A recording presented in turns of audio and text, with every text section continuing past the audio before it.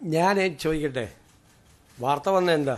ടാറ്റ ഈ ഗവൺമെൻറ്റുമായിട്ട് സംസാരിച്ചിട്ടില്ല എന്നാണ് അല്ലേ? ടാറ്റയുടെ കമ്പനി വന്നിട്ട് ഞാനുമായിട്ട് സംസാരിക്കുന്നതിൻ്റെ ചിത്രം വരെ പുറത്തു വിട്ടു. ഒരു ഒരു ഒരു കാര്യം തീരുമാനമാകാതെ കിടക്കുന്നുണ്ട്. അവരുടെ ഒരു വെസൽ ബിൽഡിങ്ങിൻ്റെ കാര്യം തീരുമാനമാകാതെ കിടക്കുന്നുണ്ട്. മലബാർ സിമൻസുമായി കൊച്ചിൻ പോർട്ടുമായി ബന്ധപ്പെട്ട് ആ കാര്യത്തിൽ തീരുമാനമെടുത്തു. അവർ പോസിറ്റീവായ കമ്പനിയുടെ ആളുകൾ പ്രതികരിച്ചു. കൂടുതൽ ഇൻവെസ്റ്റ്മെൻറ്റ് കേരളത്തിൽ ഉണ്ടാകാൻ അവർ വരണം എന്ന് നമ്മൾ പറഞ്ഞു. ഞാനത് വിശദീകരിച്ച് കഴിഞ്ഞപ്പോൾ ഈ കാര്യം പറഞ്ഞിട്ട് അവർ വരുന്നുണ്ട്, അവരുടെ പ്രശ്നം പരിഹരിച്ചിട്ടുണ്ട്. പിന്നീടുള്ള പല പ്രശ്നങ്ങളും, അതായത് വ്യവസായ വകുപ്പിൽ തന്നെ 2 ഏജൻസികൾ തമ്മിലുള്ളൊരു തർക്കം ഉണ്ടായിരുന്നു, കണ്ടെയ്നർ ഫ്രൈറ്റ് സ്റ്റേഷൻ തുടങ്ങുന്നതിനെ സംബന്ധിച്ച്. അതൊക്കെ ഞങ്ങൾ 24 മണിക്കൂറിനകം തീരുമാനമെടുത്തു. ഓഷ്യനേറിയം കൊച്ചിയിൽ തുടങ്ങാനുള്ള നടപടിക്രമങ്ങൾ ഞങ്ങൾ ആരംഭിച്ചു. ഇൻ്റർനാഷണൽ മാരിടൈം മ്യൂസിയം തുടങ്ങാനുള്ള നടപടിക്രമങ്ങൾ ആരംഭിച്ചു. ബാക്കി ഒരുപാട് ഇൻവെസ്റ്റേഴ്സ് പല സ്ഥലങ്ങളിലും അവരുടെ പ്രപ്പോസലായിട്ട് വന്നിട്ടുണ്ട്. അപ്പോൾ അതിൻ്റെ എക്കണോമിക് മോഡലുകൾ എന്താണ് എന്ന് ഞങ്ങൾ ഗൗരവതരമായി ആലോചിച്ചുകൊണ്ടിരിക്കുകയാണ്. ഏതെല്ലാം തരത്തിലാണ്, എക്സ്പ്രഷൻ ഓഫ് ഇൻട്രസ്റ്റ് വിളിക്കണമോ, PPP മോഡൽ വേണമോ, അല്ലെങ്കിൽ നമ്മൾ നേരത്തെ നമ്മൾ പറഞ്ഞില്ല റെമിറ്റൻസ് ഇക്കോണമി ഇൻവെസ്റ്റേഴ്സ് ഇക്കോണമിയാക്കി മാറ്റുന്നതിൻ്റെ ഭാഗമായി നമ്മുടെ മലയാളികളായ പ്രവാസികളുടെ ഇൻവോൾവ്മെൻറ്റ് പെടുന്നത് തുടങ്ങിയ എല്ലാ കാര്യങ്ങളും ഡീറ്റെയിൽ ആയിട്ട് മാരിടൈം പോളിസി തന്നെ വളരെ പെട്ടെന്ന് പ്രഖ്യാപിക്കുന്നതിന് വളരെ വേഗത്തിലാണ് നടപടിക്രമങ്ങൾ പോകുന്നത്. നമ്മൾ ആദ്യഘട്ടത്തിൽ ഒരു 10,000 കോടി രൂപയുടെ ഇൻവെസ്റ്റ്മെൻ്റ് എങ്കിലും ഈ ഘട്ടത്തിൽ നമ്മൾ പ്രതീക്ഷിക്കുന്നു. ഇതാണ് ഞാൻ ചോദിക്കട്ടെ, ആരെങ്കിലും വരില്ല എന്ന് പറഞ്ഞപ്പോൾ അവർ കണ്ടിട്ട് പോലും ഇല്ലെന്നാണ് ആ വാർത്ത വന്നത്. കണ്ടു എന്നുള്ളതിൻ്റെ ഇത് വ്യവസായ മന്ത്രി തന്നെ ആ ചിത്രം തന്നെ പുറത്തുവിട്ട് ഇഷ്ടംപോലെ ആളുകൾ, ധാരാളം ആളുകൾ കേരളത്തിന് പുറത്തു നിന്നും ഇന്ത്യക്ക് പുറത്തു നിന്നും ധാരാളം ആളുകൾ. പുതിയ പോളിസിയാണ് വന്നത്. പോർട്ട് സിറ്റിയുടെ ഏവിയേഷൻ ഹബിൻ്റെ MSME ആയിട്ട് ബന്ധപ്പെട്ടത്, സ്പേസ് ഇക്കോണമിയായിട്ട് ബന്ധപ്പെട്ടത് 4-5 പുതിയ വാതിലുകളാണ് കേരളത്തിലെ ഇൻവെസ്റ്റ്മെൻറ്റിന് വേണ്ടി തുറന്നിരിക്കുന്നത്. അപ്പോൾ എനിക്ക് നിങ്ങളോട് പറയാനുള്ളത്, നിങ്ങൾ വാർത്ത കൊടുക്കുന്നുണ്ട്, കുറച്ചുകൂടി പോസിറ്റീവായിട്ട് കൂടി കേരളത്തിൻ്റെ ഒരു ഭാവിയെ കരുതിയിട്ട് കൂടി നിങ്ങളൊരു അപ്രോച്ച് ഉണ്ടാകണമെന്ന് എൻ്റെ അഭ്യർത്ഥന, റിക്വസ്റ്റാണ്.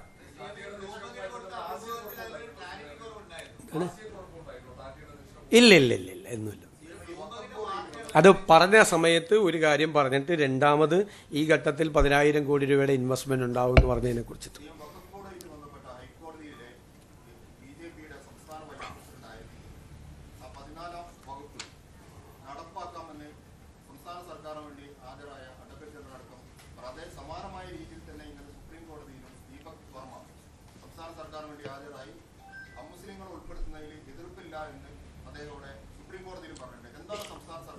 നല്ല ചോദ്യമാണ്. ദേശാഭിമാനി ഇപ്പോൾ ചോദിക്കാൻ അവസരം തന്നല്ല. ഞാൻ മുഴുവൻ കേട്ടു. ഞാൻ മുഴുവൻ കേട്ട് ഇടയ്ക്ക് കയറി പറയരുത്. അല്ലല്ല വഖഫ് അല്ലല്ല. ഞാൻ ചോദിക്കട്ടെ, ഞാൻ കേട്ടല്ലോ. ഒന്നേ തന്നെ ഇടയ്ക്ക് മറ്റുള്ളവർ ചോദിക്കുമ്പോൾ ഇടയിൽ കയറി പറയരുത് മാത്രമേ ഞാൻ അങ്ങോട്ട് അഭ്യർത്ഥിച്ചുള്ളൂ. ഇപ്പോൾ ചോദിച്ചല്ല, എൻ്റെ ഇടയിലേക്ക് പറയരുത്, എന്നെ പറയാൻ അനുവദിക്കണം. നിങ്ങൾക്കറിയാമല്ലോ, 2025 ഇത് വഖഫ് പുനഃസംഘടിപ്പിച്ചു. ഇന്ത്യയിൽ വളരെ എതിർപ്പുകൾ, പ്രതിപക്ഷം മുഴുവൻ എതിർത്ത് ഇത് പാസ്സാക്കിയ വഖഫ് ആക്ട്, സെൻട്രൽ ഗവൺമെൻറ് പാർലമെൻറ്റിൽ പാസ്സാക്കിയ വഖഫ് ആക്ട് പാസ്സായതിനു ശേഷം ആദ്യമായി രൂപീകരിച്ച വഖഫ് ബോർഡാണ് കേരളത്തിലേത് ആദ്യത്തെ. അതിൽ രൂപീകരിച്ചപ്പോൾ തന്നെ ആ രൂപീകരണ ഉത്തരവിൽ തന്നെ എഴുതിയിട്ടുണ്ട്, ഇത് ഒരു മുസ്ലിമേതര 2 പ്രതിനിധികളെ, നോൺ മുസ്ലിം പ്രതിനിധികളെ വെക്കണമെന്നുണ്ട്. അപ്പോൾ അതിൽ ഈ ഉത്തരവിൽ തന്നെ ഉണ്ട്, മുസ്ലിമേതര പ്രതിനിധിയെ പൊതുകാര്യ പ്രസക്തരിൽ നിന്നും ബാർ കൗൺസിലിൽ നിന്നും തിരഞ്ഞെടുക്കുമെന്നാണ് സർക്കാർ അറിയിച്ചത്. അവർ 2 പേരെ പിന്നീട് നിയമിക്കും എന്ന് കഴിഞ്ഞ സർക്കാർ അറിയിച്ചു. അവരെ പിന്നീട് നിയമിക്കും. ബാർ കൗൺസിൽ ഇലക്ഷൻ നടക്കുന്നതുകൊണ്ടാണ് അതിനുശേഷം നിയമിക്കും. ആ ഉത്തരവിൽ തന്നെ ഉണ്ട് നോൺ മുസ്ലിം പ്രതിനിധികളെ, കാരണം സെൻട്രൽ ആക്റ്റാണ്. നോൺ മുസ്ലിം പ്രതിനിധികളെ, മുസ്ലിമേതര പ്രതിനിധികളെ പിന്നീട് വയ്ക്കും എന്ന് പറഞ്ഞുകൊണ്ടാണ് ഇത് വെച്ചത്. അതിനുശേഷം 4 ഹർജികൾ കോടതിയിൽ വന്നു. 4 ഹർജികളിലെ പ്രധാനപ്പെട്ട പോയിന്റുകൾ എന്തൊക്കെയായിരുന്നു? ഒന്ന്, ഈ നോൺ മുസ്ലിം ആളുകളെ വെച്ചിട്ടില്ല. ഒന്ന്. രണ്ടാമത്, മുസ്ലിം വിഭാഗങ്ങളിലെ ഷിയ, ബോറ, ആഘാഖാനി, പിന്നോക്ക മുസ്ലിം ഇവരുടെ പ്രതിനിധികളെ വഖഫ് ബോർഡിൽ വെച്ചിട്ടില്ല. പിന്നെ സെക്ഷൻ 14 അനുസരിച്ച് ഓരോ കാറ്റഗറിയും അത് നിർണ്ണയിക്കുന്നത് മാൻഡേറ്ററിയാണ്, നിർബന്ധമാണ്. അത് ചെയ്തിട്ടില്ല. പിന്നെ ഇപ്പോൾ വച്ചിരിക്കുന്ന ആളുകൾ യോഗ്യരായിട്ടുള്ള അല്ലാത്ത ആളുകളും വെച്ചിട്ടുണ്ട് എന്ന് പറഞ്ഞു. ഇതാണ് 4 ഹർജികൾ വന്നത്. ഇത് വന്ന ഉടനെ തന്നെ എന്താണ് ഞങ്ങളുടെ ഗവൺമെൻറ് എടുത്ത സ്റ്റാൻഡ്? എന്താണ്? ഞങ്ങളുടെ ഗവൺമെൻറ് എടുത്ത സ്റ്റാൻഡ് വളരെ കൃത്യമായിട്ട് ഞങ്ങൾ പറഞ്ഞു, കോടതിയിൽ ഞങ്ങൾ പറഞ്ഞു, വളരെ കൃത്യമായിട്ട് പറഞ്ഞു.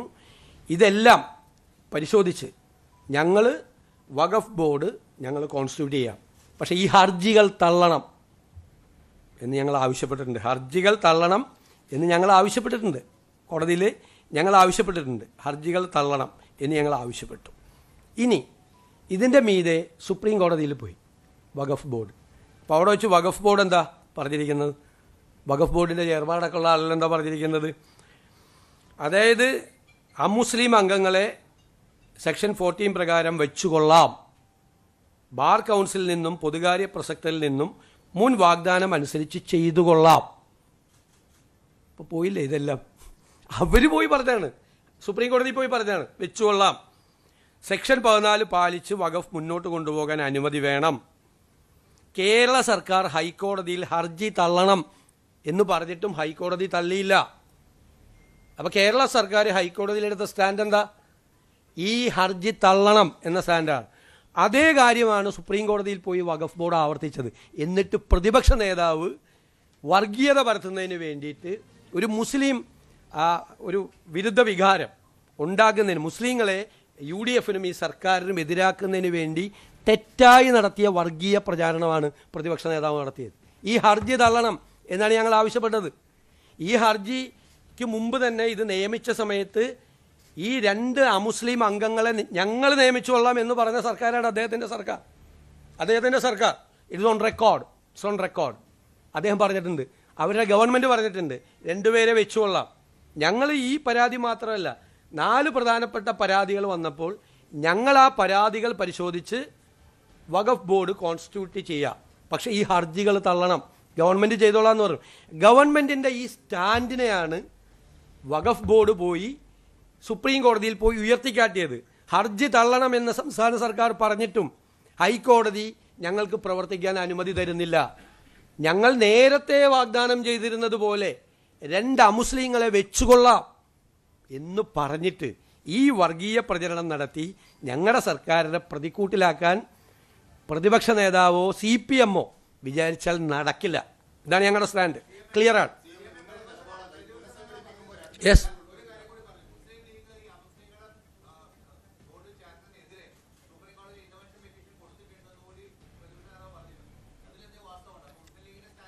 അല്ല, അതുമായിട്ട് ബന്ധപ്പെട്ട് എനിക്കറിയത്തില്ല. എനിക്കറിയില്ല, എനിക്ക് അതിൻ്റെ ഡീറ്റെയിൽസ് അറിയില്ല. അന്വേഷിച്ചിട്ട് ഞാൻ പറയാം. എനിക്കതിൻ്റെ ഡീറ്റെയിൽസ് അറിയത്തില്ല. പക്ഷേ ഒരു കാര്യം ഞാൻ ഇപ്പോഴത്തെ അല്ല, സുപ്രീം കോടതി, എന്നിട്ട് സുപ്രീം കോടതി 2 കൂട്ടരെ കേൾക്കാൻ വേണ്ടിയിട്ട് പറഞ്ഞു വിട്ടു. സുപ്രീം കോടതിയിൽ കേരള ഗവൺമെൻറ്, ഇപ്പോഴത്തെ ഗവൺമെൻറ് എടുത്ത സ്റ്റാൻഡിനെ പിന്തുണച്ചുകൊണ്ടാണ് വഖഫ് ബോർഡ് അവിടെ പോയത്.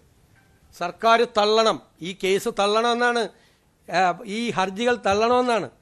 എന്നിട്ട് ഇതിലെ പ്രധാനപ്പെട്ട പരാതികൾ പരിശോധിച്ച് അതനുസരിച്ച് വഖഫ് ബോർഡ് കോൺസ്റ്റിറ്റ്യൂട്ട് ചെയ്യാൻ ഗവൺമെൻറ് തയ്യാറാണ് എന്നാണ് പറഞ്ഞത്.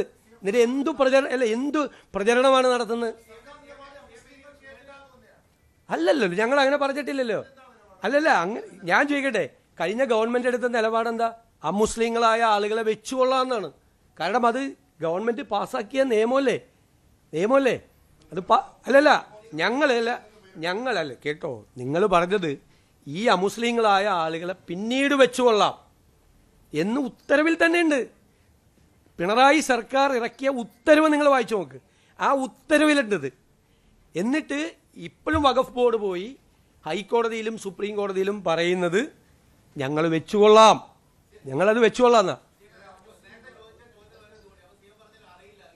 ഇപ്പോഴത്തെ അതിൻ്റെ സ്റ്റേറ്റസ് എനിക്കറിയില്ല, അത്ര ഞാൻ നോക്കിയിട്ട് പറയാം.